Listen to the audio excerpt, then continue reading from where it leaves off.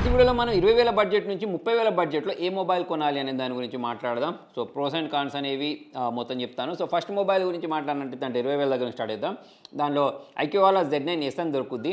Mobile అనేది బాగుంటుంది. అయితే వీళ్ళదే ఇంకొక కంపెనీ ఉంటుంది వివో అని చెప్పేసి, టీటీ ప్రో అని చెప్పేసి. ఇక్కడ మన ఐక్యూ అన్న వివో అన్న రెండు ఒకటే అని చెప్పేసుకోవచ్చు. ఈ రెండింటిలో పెద్ద తేడాలు అయితే ఏముండవు బ్రాండ్ వాల్యూ తప్పిస్తే. సో మొబైల్ గురించి మాట్లాడినట్టు మంచి బ్యాటరీ బ్యాకప్ వస్తుంది. 5500 mAh బ్యాటరీ ఇచ్చారు కాబట్టి ఆరాంగా మనం 1 day వరకు అయితే వాడుకోవచ్చు. బాక్స్లో చార్జర్ ఇస్తారు, 44 watts చార్జర్ ఉంటుంది, ప్లస్ స్టీరియో స్పీకర్స్ ఉంటాయి. సో మరి దీనిలో సౌండ్ విన్నప్పుడు లౌడ్గా వినిపిస్తుంది. ఇక మరి మీడియాటెక్ డైమెన్సిటీ 7300 ప్రాసెసర్ని ప్రొవైడ్ చేశారు. మీరు యావరేజ్ లెవెల్ గేమింగ్ చేసేసుకోవచ్చు. డే టు డే లైఫ్ యూజ్లో మనకు ఎటువంటి డిస్టర్బెన్స్ ఉండదు. ప్లస్ ఎటు వాళ్ళతో కాల్ మాట్లాడేటప్పుడు ఎటువంటి అనౌన్స్మెంట్ కూడా రాదు. అయితే దీనిలో మన మొబైల్లో నెగిటివ్ పాయింట్స్ గురించి మాట్లాడినట్టు అల్ట్రా వైడ్ యాంగిల్ కెమెరా ఇవ్వలేదు. మరి ఇంత బడ్జెట్లో అల్ట్రా వైడ్ యాంగిల్ కెమెరా కూడా ఇస్తే బాగుండని చెప్పేసి అనిపించింది. ఇంకోటి మనకు సాఫ్ట్వేర్ కూడా క్లీన్గా ఉండదు.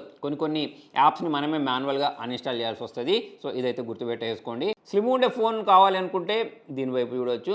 దీనిలో మనకు IP64 రేటింగ్ ఇచ్చారు. చాలామంది ఏమనుకుంటారంటే IP64 ఇచ్చిన కారణంగా మన మొబైల్ అనేది నీళ్ళల్లో పడేసినా కూడా ఏం కాదని చెప్పేసి అనుకుంటూ ఉంటారు. కాకపోతే అట్లాంటిది ఏం చేయకండి. ఈ మొబైల్ నీళ్ళలో తడిసినా ఏం కాదని చెప్పేసి దానికి స్నానం చేయించారనుకోండి, అది పాడైన తర్వాత చెమటలు బట్టి మనం స్నానం చేయాల్సి వస్తుంది. కాబట్టి అటువంటి పనులు ఏం చేయకండి. ఈ మొబైల్ అనే కాదు, ఇప్పుడు మనకు IP68 రేటింగ్ తోటి కూడా మొబైల్స్ ఇస్తూ ఉంటారు వాళ్ళు. అంటే కంపెనీ వాళ్ళు ఒక ప్రొటెక్షన్ అయితే ఇచ్చారు, అలా అని చెప్పేసి దాన్ని పాడు చేసుకోమని కాదు. సో ఇదైతే గుర్తుపెట్టుకోండి. ఇక నెక్స్ట్ 20,000 దగ్గరలో కొనదగ్గ మొబైల్ నథింగ్ ఫోన్ 2A అని చెప్పేసి దొరుకుద్ది.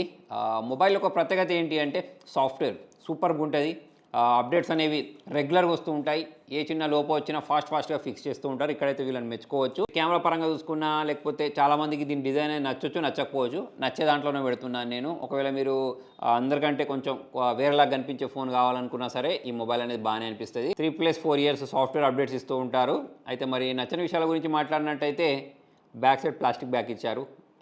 అది మెరుస్తుంది కదా, అందరు చూపించాలని చెప్పేసి మీరు బ్యాక్ కేసు వేసుకోలేదు అనుకోండి, కింద పడ్డది అనుకోండి, పట్టు అని వెళ్ళిపోద్ది. సో అదైతే గుర్తుపెట్టుకోండి. నెక్స్ట్ ఇంకోటి, బాక్స్లో ఛార్జర్ ఇవ్వరు. ఇంత డబ్బులు తీసుకున్న తర్వాత వాళ్ళు బాక్స్లో ఛార్జర్ ఇస్తే బాగుంటుందని చెప్పేసి నాకు అనిపించింది. మీకు కూడా అనిపిస్తుంది. ఒకవేళ అనిపిస్తే కింద కామెంట్లో రాయండి. నెక్స్ట్ ఇంకోటి, డిస్ప్లే యొక్క బ్రైట్నెస్ బాగుండదు. 1300 nits బ్రైట్నెస్ ఇచ్చారు.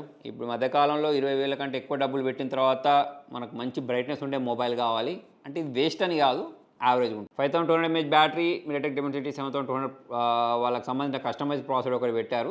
పర్ఫార్మెన్స్ అనేది కూడా బాగానే ఉంటుంది. నెక్స్ట్ మీకు మంచి కాంపాక్ట్గా ఉండే ఫోన్ కావాలి అంటే, కర్వ్డ్ ఉండే ఫోన్ కావాలి అంటే మన రియల్మీ వాళ్ళ P2 Pro తీసుకోవచ్చు. చెప్పాను కదా, కర్వ్డ్ ఉంటుంది, డిస్ప్లే బ్రైట్నెస్ అనేది బాగుంటుంది. స్నాప్డ్రాగన్ 7 Gen 2 ప్రాసెసర్ యూస్ చేశారు. యావరేజ్ పర్ఫార్మెన్స్ వస్తుంది. ఈ ప్రాసెసర్ తోటి మార్కెట్లో చాలా మొబైల్స్ అయితే ఉన్నాయి. కెమెరా పర్ఫార్మెన్స్ బాగానే ఉంటుంది. Ultra wide angle camera provide చేశారు. బాక్స్లో ఛార్జర్ కూడా ఉంటుంది, 80 watts ఛార్జర్. సో మరి ఒకవేళ మీకు రియల్మీ బ్రాండింగ్ తోటి ప్రాబ్లం లేదు, దానిలో బ్లోట్వేర్స్ ఎక్కువ ఉంటాయి, సో వాటిని నేను అన్ఇన్స్టాల్ చేసుకుంటాను అంటే ఈ మొబైల్ని చూడవచ్చు. ఫ్రెండ్స్ ఈ వీడియోలో నేను మీకు 20,000 నుంచి 30,000 బడ్జెట్లో ఈ మొబైల్స్ ఉన్నాయని మాత్రమే హింట్ ఇస్తున్నాను. దానిలో లోపాలు, తర్వాత దానిలో ఉండే ప్లస్ పాయింట్స్ గురించి చెప్తున్నాను. పర్టికులర్గా ఈ బ్రాండ్ కొనుక్కోండి, ఈ బ్రాండ్ కొనుక్కోండి అని చెప్పేసి ఏ బ్రాండ్ గురించి కూడా సజెస్ట్ చేయట్లేదు. సో దీని గురించి అయితే మీరు పక్కా రీసెర్చ్ చేయండి.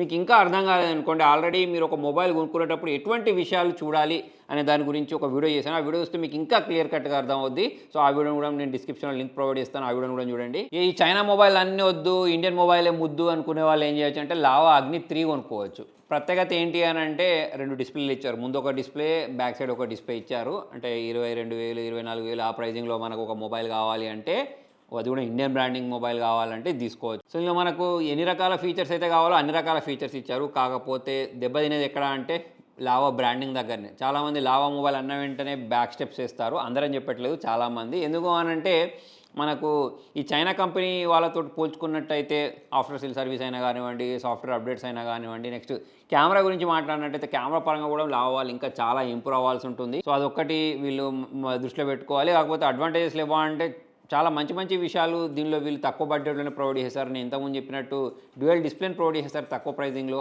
అది మంచి విషయం. టెలిఫోటో లెన్స్ని ప్రొవైడ్ చేయడం, ఓఎస్ని ప్రొవైడ్ చేయడం, ఇవన్నీ బాగానే ఉంటాయి. కానీ అవన్నీ కూడా అప్ టు మార్క్ లేవు అన్నట్టు, అంటే 100% లేవు. ఉన్నాయంటే ఉన్నాయనే విధంగా ఉన్నాయి. ఒకవేళ మీకు ఇండియన్ బ్రాండ్ మొబైల్ కావాలంటే దీని వైపు చూడొచ్చు. ఇక మోటరోలో 2-3 మొబైల్ ఉన్నాయి. ఒకటి వచ్చేసి 8G50 ఫ్యూజన్ అని చెప్పేసి ఉంది, 8G50 నియో అని చెప్పేసి ఉంది. ప్రైజింగ్ డిఫరెన్స్ ఉంటుంది. మీరు ఈ 2 మొబైల్స్లో అంటే 20,000 కొనుక్కుంటారా, లేకపోతే ఇంకో 2-3,000 4,000 ఎక్కువ పెట్టుకుని ఫ్యూజన్ కొనుక్కుంటారా అనేది మీ ఇష్టం. ఒక దాంట్లో కర్వ్ డిస్ప్లే ఉంటుంది, ఒక దాంట్లో కర్వ్ డిస్ప్లే ఉండదు. ఇదైతే గుర్తుపెట్టేసుకోండి. వీళ్ళ దాంతో ప్రాబ్లం ఏంటి అంటే అంటే IP68 రేటింగ్ ఇస్తారు. ఇంకా తక్కువ బడ్జెట్లోనే వైర్లెస్ ఛార్జింగ్ సపోర్ట్ ఇస్తారు. అవి వాడమనుకోండి మనము ఆ వైర్లెస్ ఛార్జింగ్ ఉన్న దానికోసం మనం ఎక్కువ డబ్బులు పెట్టడం అనవసరం అని చెప్పేసి అయితే నాకు అనిపిస్తూ ఉంటుంది. ఎందుకంటే ఇప్పుడు నా దగ్గర ఒకటి ఐఫోన్ ఉంది, ఇంకోటి సామ్సంగ్ S23 అల్ట్రా ఉంది. ఇంకా వేరే వైర్లెస్ ఛార్జింగ్ సపోర్ట్ చేసే మొబైల్స్ నేను చాలానే వాడు. నా వైర్లెస్ ఛార్జర్లు కూడా ఉన్నాయి, అయినా కూడా నేను వైర్లెస్ ఛార్జింగ్ పెట్టడం చాలా తక్కువ.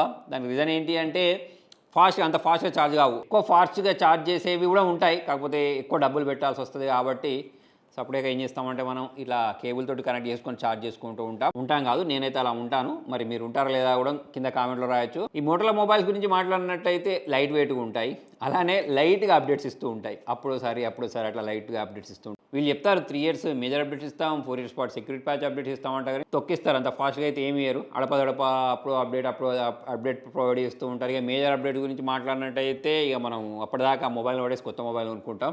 సో అలా ఉంటుంది వీళ్ళ అప్డేట్ పరిస్థితి. ప్లస్ కెమెరా కూడా ఏదో అప్ టు మార్క్ ఏమి ఉండదు. ఇక సాఫ్ట్వేర్ పరంగా చూసుకున్నట్టయితే ఇక పర్లేదు నాకు బాగానే అనిపిస్తూ ఉంటుంది. ఓవరాల్ చూసుకున్నట్టయితే మరి మోటోలా మొబైల్ కావాలంటే దీన్ని కూడా ఎడ్జ్ 50 అని చెప్పి కూడా దొరుకుద్ది, స్నాప్డ్రాగన్ 7+ Gen 1 ప్రాసెసర్ తోటి. సో అది కూడా పర్లేదు. అయితే ఈ మొబైల్స్ అనేవి మొన్నటిదాకా ఆఫర్స్ ఉండేవి సార్, ఆ ఆఫర్స్లలో చాలా తక్కువ ధరకు దొరికినాయి. అప్పుడప్పుడు వీళ్ళు సడన్గా ఆఫర్స్ పెట్టి తీసేస్తూ ఉంటారు. సో ఆఫర్స్ పెట్టినప్పుడు మీకు తెలియాలనుకోండి, మన Telugu tech deals Telegram channel ఉంటుంది. ప్లస్ ఈ మొబైల్కి సంబంధించిన బయింగ్ లింక్స్ కూడా నేను దానిలోనే పోస్ట్ చేస్తాను. అలా కాకుండా ఇక్కడ కింద డిస్క్రిప్షన్లో కూడా మీకు దీనికి సంబంధించిన బయింగ్ లింక్స్ కనిపిస్తాయి, దాన్ని క్లిక్ చేసి కూడా మీరు కొనుక్కోవచ్చు.